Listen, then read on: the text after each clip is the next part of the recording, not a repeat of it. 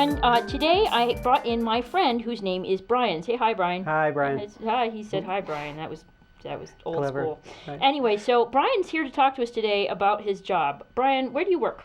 Well, Weena, I work for a major advertising company that looks for product promotions in television shows. Why do these products end up on the TV shows? Is this just like normal advertising, like you see it between the parts of the show, or what kind of, what are we talking when we say product placement? It's not normal advertising at all, Weena. It's really covert advertising. Oh. Because, you know, in the day of TiVo, advertisers know that nobody's watching their commercials. Huh, okay. So they do know that you're still watching a TV show. So they'll hide something in the TV show, and that's their secret commercial. Huh, okay.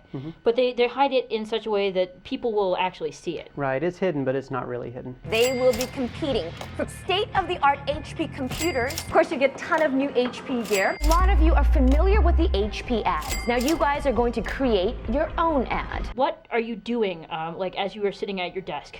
As I'm sitting at my desk at work, I have a television set in front of me. Okay. You get to just like watch TV all day long. I watch TV all day long. That must be awesome. It is awesome until it's not.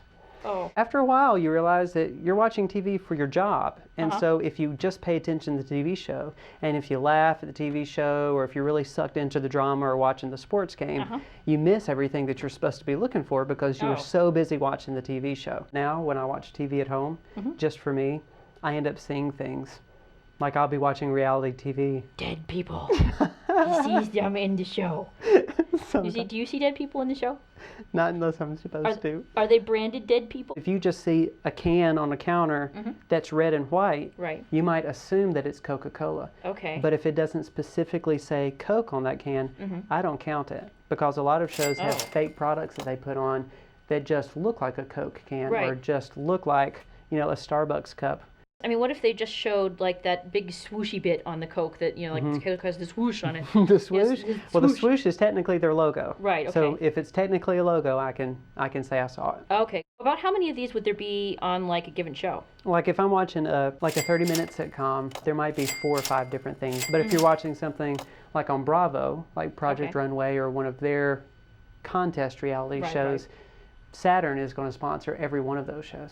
So anytime you see the host driving in or out of the shot, it's always going to be in a Saturn. Come take a ride with me in the Saturn Vue Green Line Hybrid. Saturn's paid a lot of money to make sure that you see that little planetary thing on their car. Gotcha. Okay. What's the hardest kind of thing to watch? Sports are the hardest things to watch. Every single segment's going to be sponsored by someone else. So the commentators are always going to be saying, the halftime show sponsored by duct tape. Right. And then the next time they say it'll be sponsored by Barbie doll. Or, okay, gotcha. You know, whoever. Or the absolute worst is NASCAR. Oh, man, yeah. Have you ever watched NASCAR, Weena? No, I can't really because of the establishment, you know. Oh, I'm kind of anti-establishment. When we first started doing these kinds of things, boy, you had to write down everything. Like every time a car circled the track, there's Cheerios and Valvoline. Every single time the car circled the track? Well, every time a commercial breaks the segment, you have to do it. So if there are 20 cars in the race and each car has 40 things on it, 20 times 40 is 800. So do you just like write things down really, really super fast and write it down like that, or is it more a matter of like you stop the show? Oh, I definitely stop the show. Oh, that's good. I write down and I pause and I come up with my clever little questions. That would probably give you worse hand cramps than puppeteering, actually, if you had to you write can imagine such a thing. So if I watch a 30-minute show that's a sitcom, I have to make a list of everything that I see inside that sitcom. Wow. And then I write a special test that people can take online. And so you'll answer all of these questions that say, I watched that show and I saw when the character tripped over roller skate in the driveway. And if you answer my question about the roller skate in the driveway right, I'll say, really? Because right after that happened, they went into the kitchen. And did you notice that there were 4 cereal boxes on the kitchen counter? And if they can answer all of my questions right, we give them lots of prizes like bubble gum or dryer sheets or something exciting like that. No iPods? No iPods. I'm not taking this test, dude. Yeah, I know. Wow. Kind of crazy. Old people do it a lot. Old people like bubblegum as a prize.